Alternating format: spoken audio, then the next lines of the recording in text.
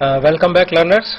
So for the benefit of the learners who have joined us late today, I would like to tell that we were discussing about the introduction to the power distribution systems, in which Mrs. Anjali Chandra was discussing about the conductors and feeders. That discussion will be continued. In the meantime, we are joined by Mr. V.S. Verma.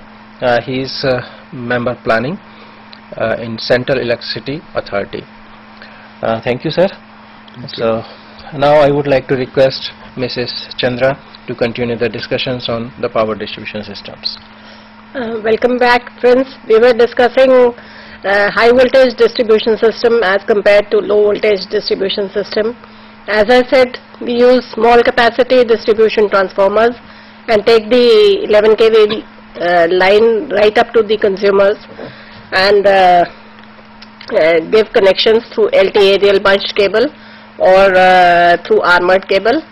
If we compare the high voltage distribution system and the low voltage distribution system, then for the same quantum of power, the comparison of losses and voltage drop are as shown per 100 as LT base.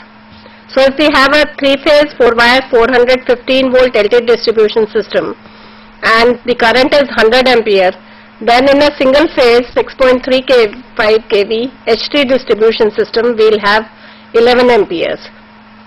The losses, if they are 100 in an LT distribution system, will become 8.5 kilowatt. So you can see these losses include line losses as well as transformation losses. I would like to clarify that. So if the losses in the LT distribution system are 100 kilowatt, then for the same amount of power, the losses in an HT distribution system will become 8.5 kilowatt.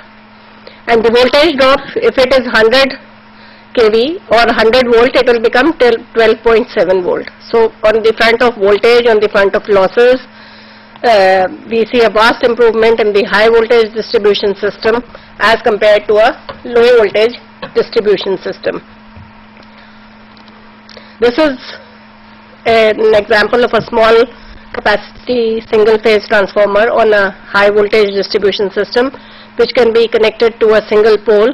The capacity of the transformer is very small and we have a distribution board attached to the distribution transformer. This is another example of a high voltage distribution system and a small capacity transformer attached to the pole near the house of the consumer. The high voltage distribution system could be single phase or also 3-phase. It is not necessary that the high voltage distribution system be only single phase. It could be single phase, it could be 2-phase, it could be 3-phase. So this is the example of a small capacity 25 kVA distribution transformer in which the 11 kV line is taken very near to the consumers, and small capacity 3-phase 25 kVA distribution transformer is being used. If you see the cost comparison, then for an aerial bunched cable and an LT overhead bare wire, then if the LT overhead bare wire costs 1, then the LT underground cable will cost 1.5 times, the HVDS will cost 1.4 times, and if it is HVDS aerial bunched cable, it will again cost 1.5 times. The payback period of an HVDS system is 3 to 5 years. Anjali, I hope you have covered the theft aspect of the HVDS system. Yes, not we only have the loss reduction, yes, but it acts as a deterrent for those who are stealing electricity, and it is difficult to rather tap electricity from the HVDS system, and therefore the unaccounted losses or the commercial losses which the distribution company is suffering will be reduced. Yes, sir, we did explain it, but you can. Yeah. Yes, we did go into that, but you have also added to this. So I would like to give you the results of a project on HVDS just to explain this, which was conducted in Hyderabad. Presently there were 2 number 100 kVA transformers and one number 63 kVA distribution transformer. and these were converted to 15 number 25 kVA transformers. So 200 plus 63 was converted to 15 into 25. So the distribution transformer capacity before HVDS, if it was 63 kVA, after HVDS it was 5 into 25. You have to have higher capacity, 125 kVA. The LT line, which was earlier 2350 meters, was reduced to 1075 meters. HT line, which was 200 meters, became 866 meters, increased by 625 meters. HT plus LT line, the total sum was, in the before HVDS it was 2580 meters. After HVDS it became 1980 meters, reduced by 660 meters. This is a comparison of a 63 kVA replaced by 5 into 25 kVA transformers. And the system demand, once this was implemented, from 109 kilowatt it became 79 kilowatt. The consumer terminal voltage increased from 350 volts to 411 volts, and the energy savings per year became 29,000 units. You can see just by replacement of one single 63 kVA transformer by 5 into 25 kVA 5 transformers. So you can see the extent of savings which we get. This is due to reduction in technical losses as well as commercial losses, because the system demand came down from 109 kilowatt to 79 kilowatt. That means commercial losses also came down. So the advantages that were observed are reduction of LT overhead line loss, and LT overhead line loss was not available for hooking, and unauthorized consumers came into the billing net. There was better voltage profile, and there was a reduction in the number of interruptions. This was the advantages observed from this transformer. So this is about the types of distribution systems that we have in the country. Now I'll move into details of the transformers. We had dealt with the transformers in brief. So we'll go to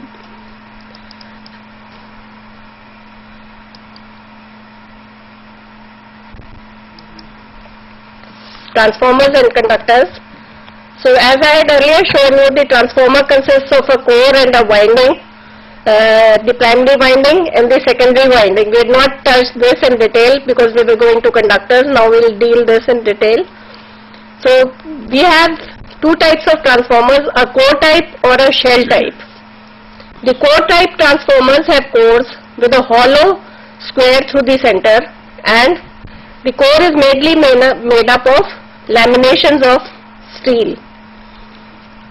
Shell type transformers are the most popular and efficient transformers, and they have a shell core. Each layer of the core consists of E and I shaped metallic sections which are butted together to form the laminations. The laminations are insulated from each other before being pressed together to form the core. I'll show you what these shell type and core type mean. This is a single phase transformer, and which is a this core type. You can see the winding and the yoke and the core of the transformer and the winding in a single phase transformer. On the left hand side is the core type transformer, on the right hand side is the single phase shell type transformer. In the shell type transformer, the winding is on the central limb, as you can see that. Whereas in the core type transformer, on one side we have the LT winding, and on the you can see that primary winding and the secondary winding. The laminations in the shell type transformer are the U sheet or the E sheet and the I sheet, which you can see, from which these legs of the shell type transformer are made. In the three-phase transformer, you can see a three-phase core type and a three-phase shell type transformer. On the left-hand side is the core type transformer, whereas on the right-hand side is the shell type transformer. You can see the three limbs in between in the shell type transformer. Then there are other types of distribution transformers. We generally hear of the oil insulated distribution transformer. That was dependent on how the transformer core is made. Now this is dependent on the type of insulation. The transformers are classified as oil type transformers, oil insulated distribution transformers, and the dry type transformers. In the oil insulated distribution transformers, you have oil for inside the tank. Once the core is made, then it is put inside the tank, and oil is used as the insulating medium. The core and the coils of the dry type transformer are in a gaseous or dry compound insulating material. In a dry type transformer, the coils are in a dry compound insulating material. The core and the coils of liquid immersed transformers are contained in an insulating liquid, and that is the oil, which is mainly the oil used is generally as per IS 335.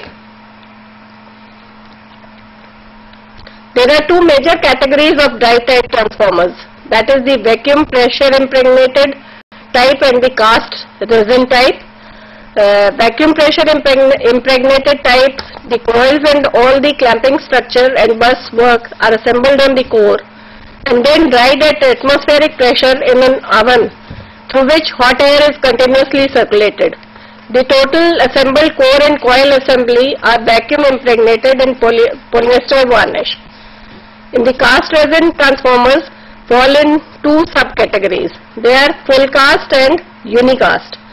In the full cast type, each winding is completely encapsulated by a fiberglass epoxy resin used for non-continuous operations. This is accomplished by using a vacuum chamber to pull up the epoxy resin through the windings.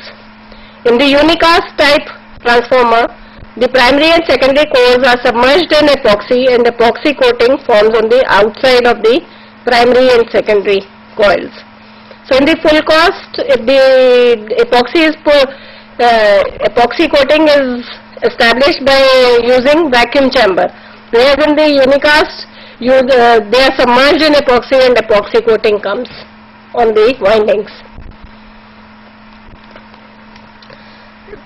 But the dry type transformers, as you know are very much in demand, especially in metros or in small buildings, where the direction given by most of the electricity regulatory commissions are to use dry type transformers in where the transformers are placed inside the buildings or are under the stilts. The merits of dry type transformers versus oil filled transformers are that they are fire resistant, they are safe.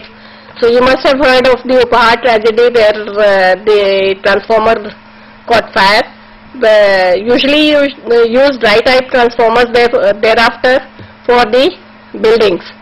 They are fire resistant, they have low losses than the same rating in oil, they are non-hygroscopic, that means moisture does not enter into them, they are free from partial discharge, they have high short circuit strength and good overload capacity. Better overload capacity than oil filled transformers. High impulse strength, they are environment friendly, they have a low cost of installation and maintenance, they are compact, 30% smaller than the oil filled transformers, and they give fast returns on investments due to energy savings and installation costs. But why are they not being universally utilized? Because they are more expensive than the oil filled transformers. They are more expensive. You said cost is low. No, they are. And what is the relative performance of these? They are performing equally well as compared to the oil type transformers, and they have high short circuit strength. So if the short circuit occurs, then they are more resistant to short circuit. But their basic initial cost is high. You know, most of the utilities procure on basic initial costs. They do not see the long-term costs. For a dry type transformer, there is a saving on the installation cost as well as the long-term cost. But life cycle costing must be done? Life cycle costing must be done, but generally, as you well know, the procurement is being done on L1 basis by most of the state utilities. We have tried to L1 can be followed, but if the guidelines are clear that you have to include the life cycle costing into the evaluation, Guidelines are available and we are giving guidelines to the utilities. Despite all these guidelines, that scenario which is seen generally, it is that initial investment. People mostly, companies mostly focus on the initial investment. Exactly. And they do not take consideration towards the life cycle cost. If they better think about the life cycle cost, guidelines are available. Then the initial cost may be initially high, but considering that life cycle cost, it will be economical in comparison to the other provisions or the other alternatives. Actually, you know what happens when you apply a life cycle concept, then there are very many factors to be considered, like the life of the transformer, the interest rate, the load factor, how much loading you are doing. So when you consider all these factors, then you know these factors have to be chosen with great care. Otherwise, your life cycle costing may not result in a good procurement practice. But I remember that the life cycle costing is done at least on the losses of the transformers. Losses are the major part. Losses depend on the loading of the transformer. So initial cost plus the life cycle costing of the... the life cycle, exactly, that is what I am trying to say, that the life of the transformer itself is debatable. Some people take 25 years, some take 20 years, some take 15 years, because the distribution transformers are failing very fast. So, you know, whenever we try to propagate this concept of life cycle costing, then distribution utilities say we should not take 25 years. But this is another factor. Yes. One can use 20 years, 25 years, 30 years, 35 years. But under the same given conditions, if you are comparing the two transformers, suppose you have asked for the bidding or tenders for this, while evaluating, at least for that 20 years, 25 years, the two transformers can be evaluated, and then the relative cost. You know, losses are dependent on the life of the transformer. Now, if you take a smaller life cycle, then some other type of combination will come out. If you take higher life cycle, then another combination, because the load losses are constant throughout the period for which it is used, whereas the iron losses are dependent on the loading of the transformer. So if you take a bigger life cycle, then the iron losses are predominant. If you take a smaller life cycle, then the copper losses are predominant. So that, you know, when you vary the factors, then the life cycle will vary. So first, these factors on which the life cycle is dependent should be chosen with very great care while doing capitalization of losses. So we were talking about the merits of dry type transformers versus oil filled transformers. Then I have told you what are the merits of a dry type transformer. But since they are much more expensive than the oil filled transformers, the general practice has been in our country to use oil filled transformers and use dry type transformers for special applications or inside buildings. So the types of cooling used for transformers, we'll go into that. Dry type transformers use natural air cooling. They are rugged and simple in construction and are not plagued with the failures related with oil cooling. Oil filled transformers are of two types. One is the self-cooling type and the other is using forced cooling. Self-cooling oil filled transformers have natural circulation of insulating oil within which the entire transformer is immersed. These are of moderate ratings and are suitable for outdoor duty as they require no housing other than their own and thereby save on cost.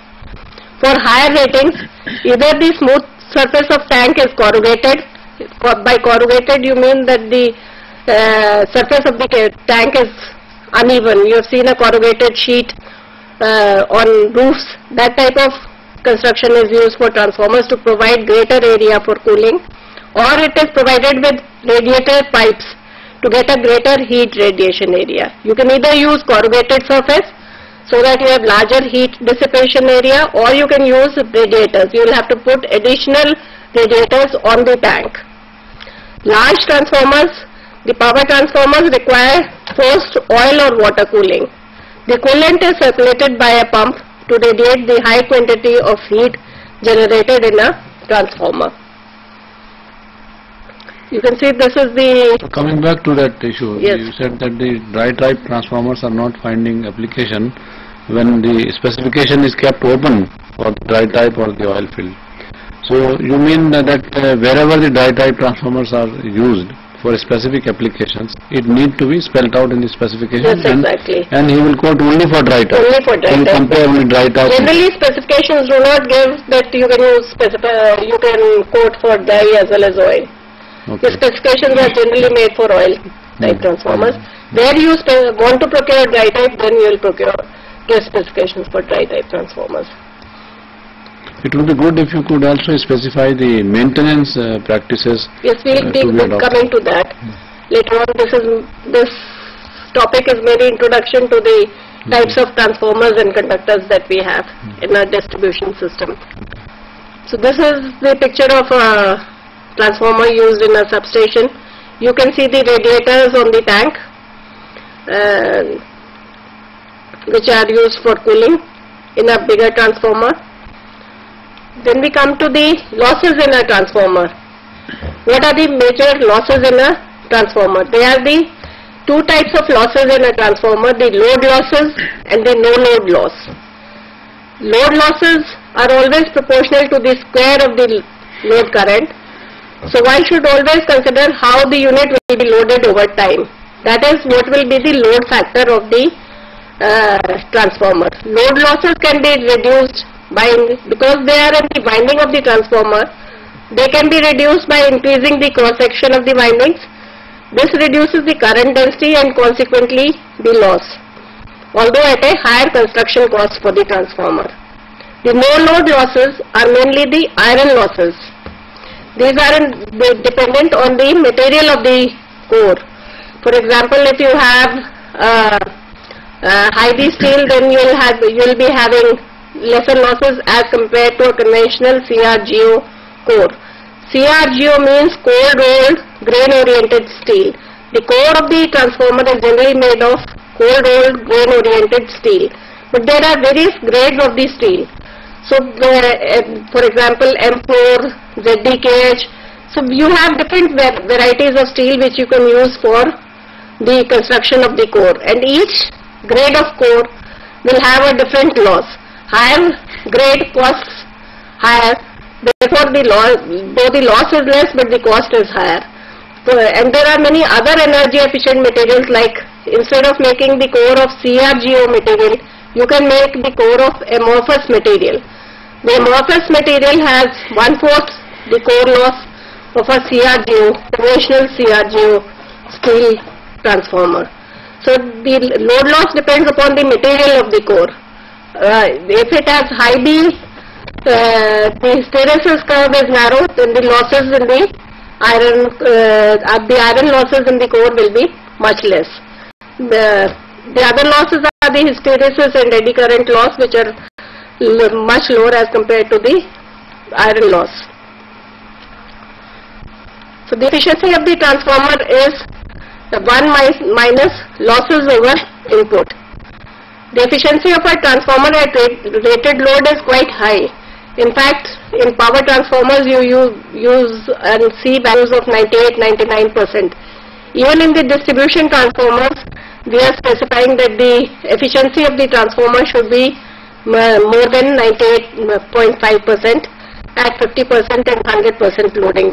That is going to come out in the construction standards which are being specified by the Central Electricity Authority, because the losses in distribution transformers are very high. It has been found that the losses in distribution transformers are around 3 to 5% of the total losses in a distribution system.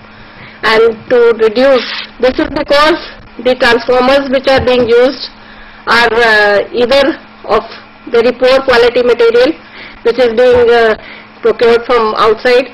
They are made of scrap steel, and the losses which are actually written on the nameplate do not exist for the distribution transformer. If it is written 100 watt on the nameplate, then during testing it will be observed that the losses are 200 or 300 watt.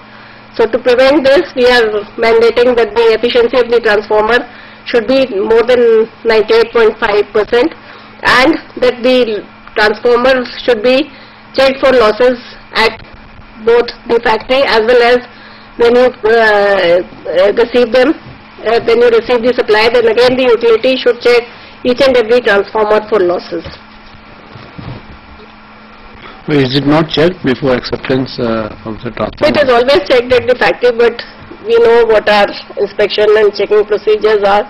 So generally what they do is they show a transformer which has low values, but when the entire lot is supplied, then sometimes it happens that the transformers have high losses. Random checking. Yeah. So now we are insisting on checking each and every transformer on receipt for losses. So this is coming as a part of the construction standard. Part of the construction, not as part of the construction standard, but as part of the specifications of distribution transformers, which we have put on the CA website. The efficiency is coming as part of the construction standards, but the procedure for testing is coming under specifications of distribution transformers. So we were talking about the size of the conductor. We had seen the factors on which the size of the conductor is dependent. We will now talk about the size or capacity or kVA rating of the transformer. The kVA rating of the transformer is decided on the basis of a few factors, which are existing load to be catered, what is the load in your area, the future load growth to be absorbed. You are not only to feed the immediate load, but also you have to consider the load growth for the next 5 years. Usually in distribution system we consider a load growth for 5 years and then consider what should be the capacity of the distribution transformer. Then the diversity factor of load for different categories of consumers. All the load is not going to be incident on the transformer at the same time. All the consumers do not put all their loads on at the same time. Therefore, a diversity factor has to be considered while considering the capacity of the distribution transformer or the power transformer. Diversity factor is greater than or equal to 1 and can be used to get the required rating by dividing the sum of maximum demand of individual consumer categories by diversity factor. Then the safety factor for avoiding overloading. Generally we select 60 for a distribution transformer. The loading should be in the range of 67 to 70%, and also for the power transformer, for the 3/11 kV transformer, that the loading should be around 70%. That is how we calculate the kVA rating. If the demand is in kilowatt, then we have to use also the power factor of to convert the demand to kVA.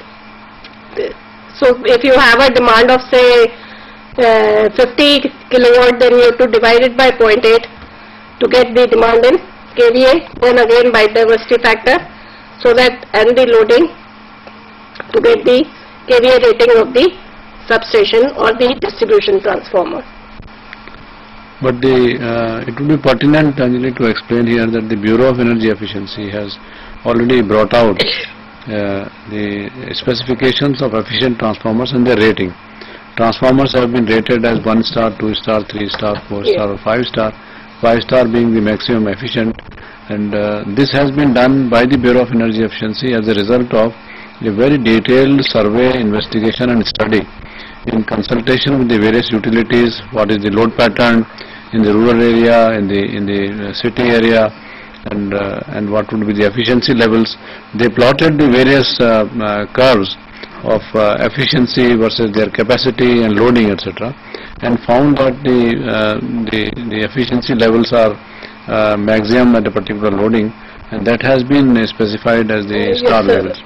So now our thinking and our suggestion to the various utilities is also, and I believe that this is being perhaps being incorporated in the standards of the CA, that when one specifies to procure a transformer for a utility, distribution transformer, then they would specify that it will not be less than a 3-star or 4-star transformer, for example. Exactly. Therefore, the competition would be existing only on those rated transformers, and you end up finally in getting the least cost option and the highest efficiency transformers in this area.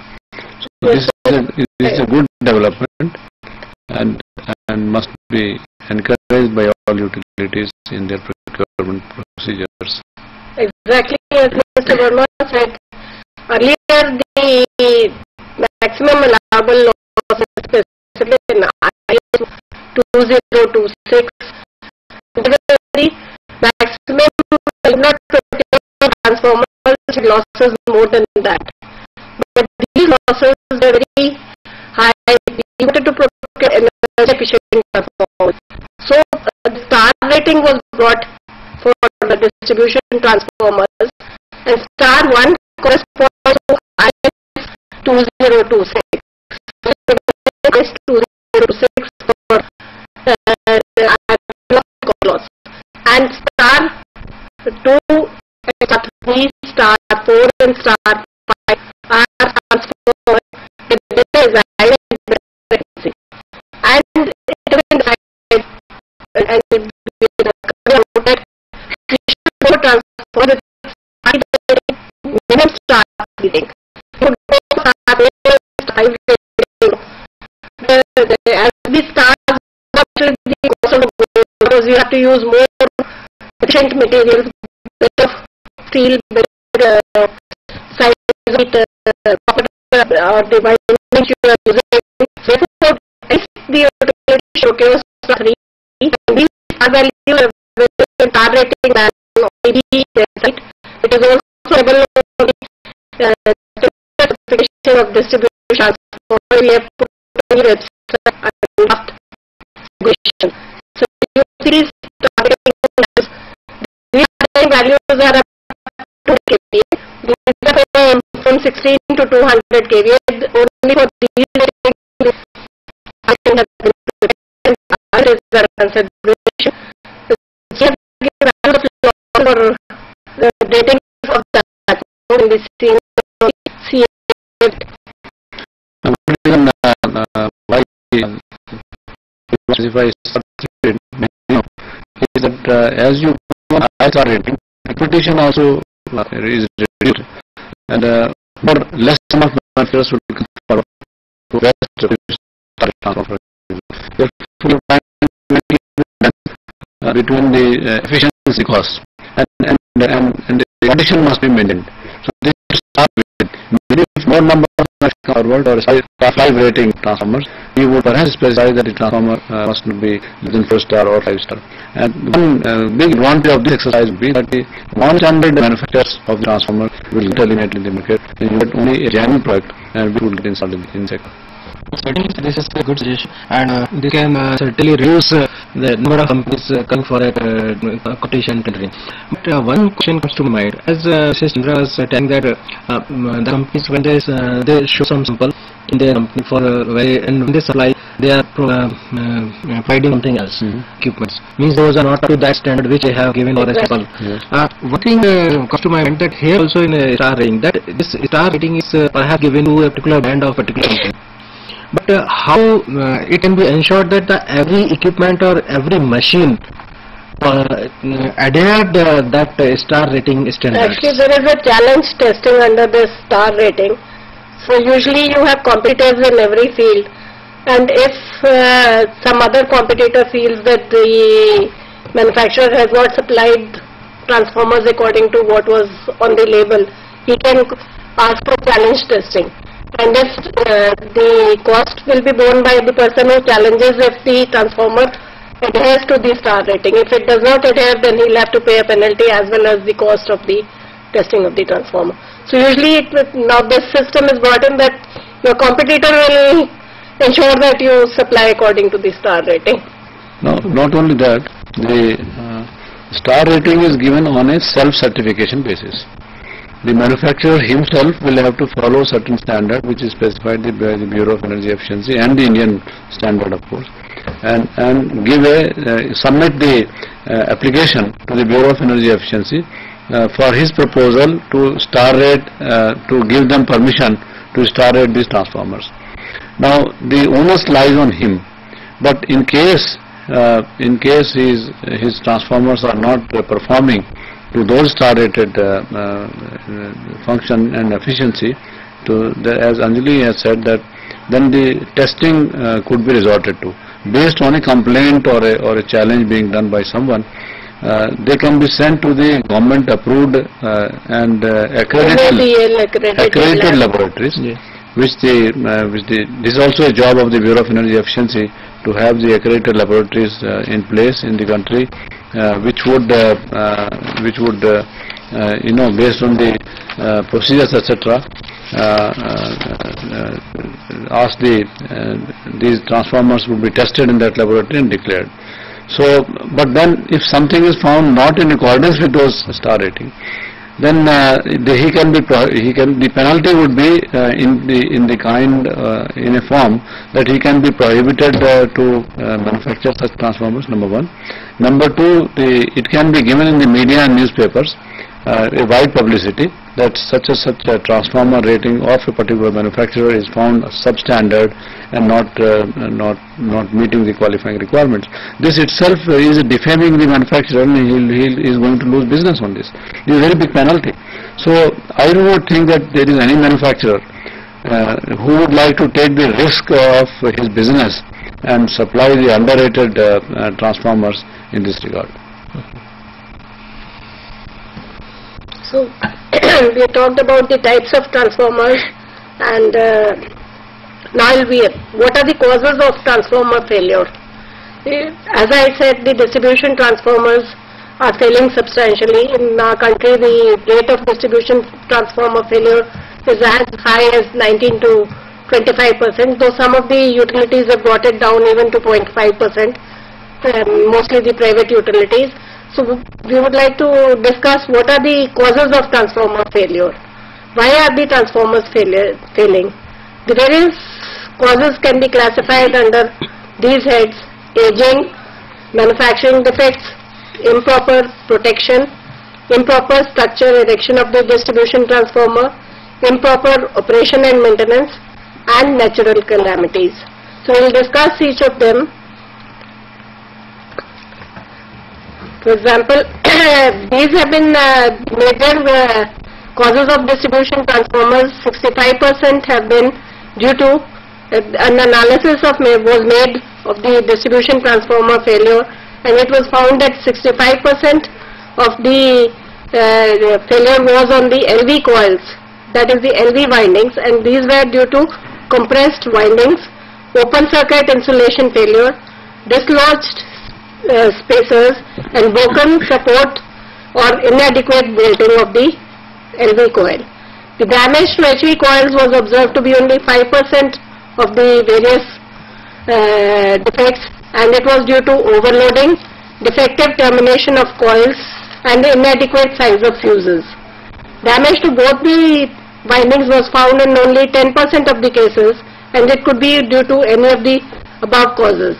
Other reasons constituted only 10%, like poor construction of transformer tank, defective joints, oil oozing out, punctured radiators and bushing gaskets, and damaged tap changer, etc. So we will talk about now aging.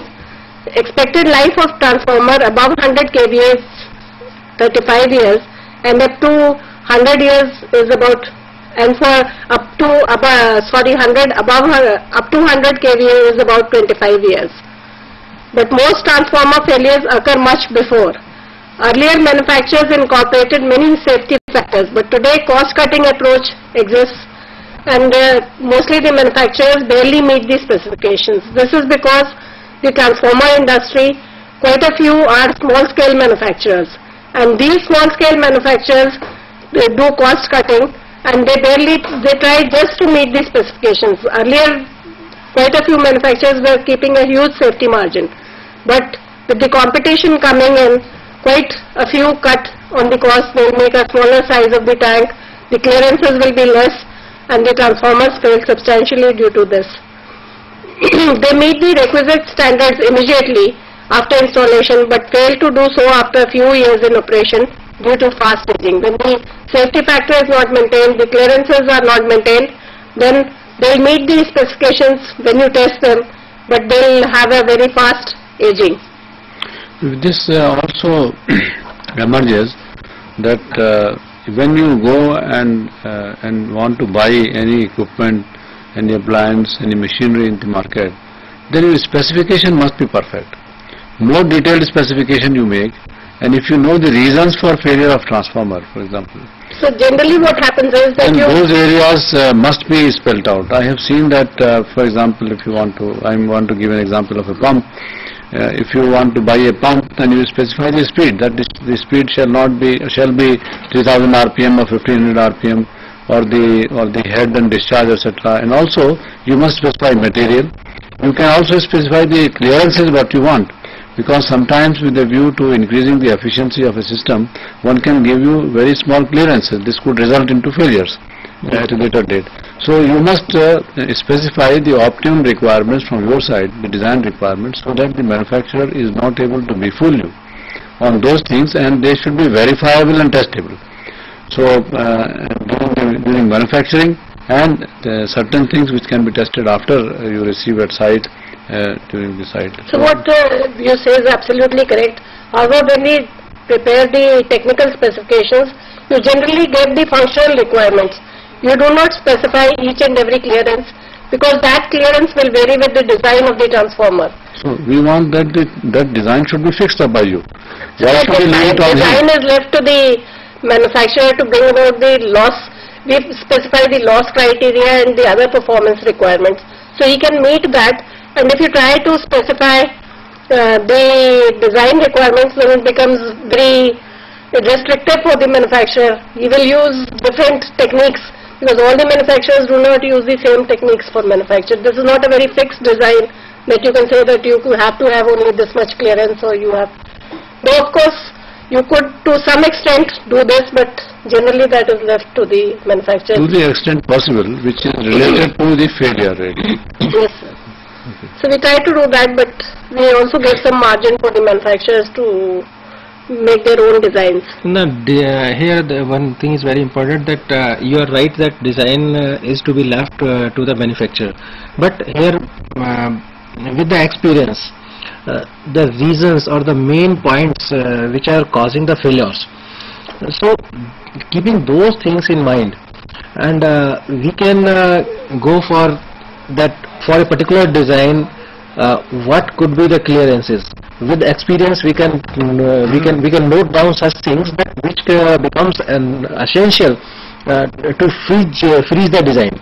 Before freezing the design, if we can ask the manufacturer or the supplier that you are free for choosing any design, but before freezing the design, some clearances and other aspects which are very much. So that we are trying to do. The specifications are becoming more and more detailed every time.